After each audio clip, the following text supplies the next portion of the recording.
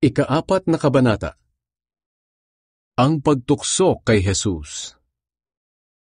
Umalis si Jesus sa Jordan na puspos ng banal na espiritu, at dinala siya ng espiritu sa ilang. Doon ay tinukso siya ng diablo sa loob ng 40 araw. Hindi siya kumain sa buong panahong iyon, kaya gutom na gutom siya. Sinabi sa kaniya ng diablo, "Kung ikaw nga ang anak ng Diyos, gawin mong tinapay ang batong ito." Pero sinagot siya ni Jesus, "Sinasabi sa kasulatan, hindi lang sa pagkain nabubuhay ang tao." Dinala siya ng diablo sa isang napakataas na lugar, at sa isang iglap ay ipinakita sa kanya ang lahat ng kaharian ng mundo. At sinabi ng diablo kay Jesus, "Ibibigay ko sa iyo ang lahat ng kapangyarihan at karangyaan ng mga kahariang ito, dahil ipinagkatiwala sa akin ng mga iyan, at maibibigay ko sa kanino mang gusto ko. Kaya kung sasambahin mo ako, mapapasa iyo ang lahat ng iyan." Pero sumagot si Jesus, "Sinasabi sa kasulatan, sambahin mo ang Panginoon mong Diyos, at siya lang ang dapat mong paglingkuran." Pagkatapos, dinala siya ng diablo sa Jerusalem, sa pinakamataas na bahagi ng templo, at sinabi sa kanya, "Kung ikaw nga ang anak ng Diyos, magpatihulog ka. Sapagkat sinasabi sa kasulatan, uutusan ng Diyos ang kaniyang mga anghel na ingatan ka. Aalalayan kanila upang hindi tumama ang mga paa mo sa bato." Pero sumagot si Jesus, "Sinasabi sa kasulatan, huwag mong subukin ng Panginoon mong Diyos." Matapos siyang tuksuhin ng diablo sa lahat ng paraan, iniwan siya nito at naghintay ng ibang pagkakataon. Sinimulan ni Jesus ang kanyang gawain. Bumalik si Jesus sa Galilea na taglay ang kapangyarihan ng banal na espiritu.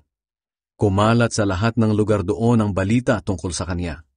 Nagturo siya sa mga sambahan ng mga Hudyo at pinuri siya ng lahat.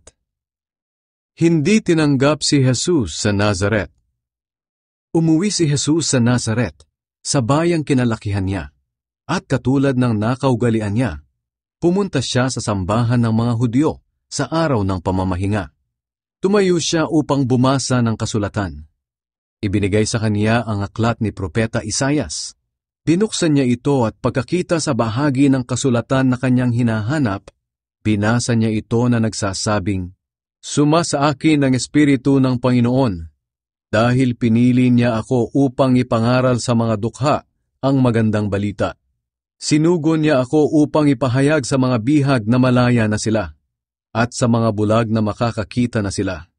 Sinugo rin niya ako upang palayain ang mga inaapi, at ipahayag na dumating na ang panahon ng pagliligtas ng Panginoon." Pagkatapos, ibinilot ni Jesus ang kasulatan, at isinauli sa tagapag-ingat nito. Umupo siya para magsimulang mangaral.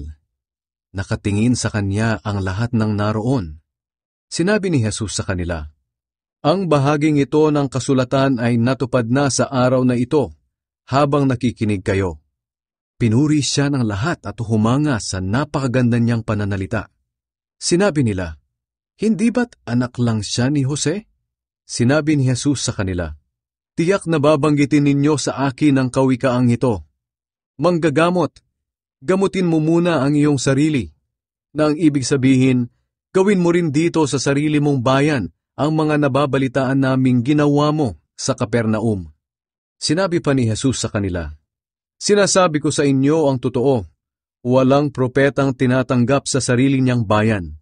Alalahanin ninyo ang nangyari noong panahon ni Propeta Elias. Hindi nagpaulan ng Diyos sa loob ng 3.5 taon, at nagkaroon ng matinding taggutom sa buong lupain. Maraming byuda sa Israel noon, pero hindi pinapunta ng Diyos si Elias sa kanino man sa kanila, kundi sa isang byuda na hindi Hudyo sa Sarefat na sakop ng Sidon. Ganyan din ang nangyari noong panahon ni Propeta Eliseo. Maraming tao sa Israel ang may malubhang sakit sa balat, ngunit walang pinagaling ni isa man sa kanila si Eliseo. Sa halip sinaaman pa na taga-Syria ang pinagaling niya. Nagalit ang mga taong naroon sa sambahan nang marinig nila ito. Nagtayuan sila at ipinagtabuyan si Jesus palabas ng bayan, at dinala malapit sa gilid ng burol na kinatatayuan ng kanilang bayan para ihulog siya sa bangin. Pero dumaan siya sa kalagitnaan nila at iniwan sila. Ang taong sinaniban ng masamang espiritu. Mula roon, pumunta si Jesus sa bayan ng Capernaum na sakop ng Galilea. Nangaral siya sa sambahan ng mga Hudyo sa araw ng pamamahinga. Namangha ang mga tao sa mga aral niya dahil nangaral siya ng may awtoridad. Doon sa sambahan ay may isang lalaking sinaniban ng masamang espiritu.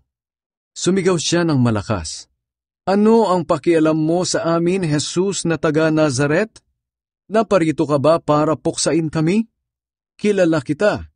Ikaw ang banal na sugo ng Diyos." Pero sinaway ni Jesus ang masamang espiritu. "Tumahimik ka at lumabas sa kanya."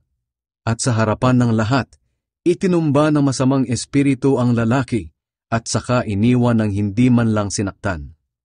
Namangha ang mga tao at sinabi nila sa isa't isa, "Anong uri ang ipinangangaral niyang ito? May kapangyarihan at kakayahan siyang magpalayas ng masasamang espiritu at sumusunod sila." Kaya kumalat ang balita tungkol kay Jesus sa buong lupaing iyon. Maraming pinagaling si Jesus. Umalis si Jesus sa sambahan ng mga Hudyo at pumunta sa bahay ni Simon. Mataas noon ang lagnat ng biyanang babae ni Simon, kaya nakiusap sila kay Jesus na pagalingin ito. Nilapitan ni Jesus ang may sakit at iniutos na maalis ang lagnat at nawala ito. Noon din ay bumangon ang babae at pinagsilbihan sina Jesus. Nang palubog na ang araw, dinala ng mga tao kay Jesus ang lahat ng may sakit. Sari-sari ang mga sakit nila. Ipinatong ni Jesus ang mga kamay niya sa bawat isa sa kanila at gumaling silang lahat. Pinalabas din niya ang masasamang espiritu mula sa maraming tao. Habang lumalabas ang masasamang espiritu, sumisigaw sila kay Jesus, "Ikaw ang anak ng Diyos!" Pero sinaway sila ni Jesus at pinatahimik dahil alam nilang siya ang Kristo. Kinaumagahan, maagang umalis ng bayan si Jesus at pumunta sa isang ilang na lugar. Hinanap siya ng mga tao at nang makita siya ay pinakiusapang huwag munang umalis sa bayan nila. Pero sinabi sa kanila ni Jesus, "Kailangang ipangaral ko rin ang magandang balita tungkol sa paghahari ng Diyos sa iba pang mga bayan. Dahil ito ang dahilan kung bakit ako isinugo." Kaya nagpatuloy siya sa pangangaral sa mga sambahan ng mga Hudyo sa Judea.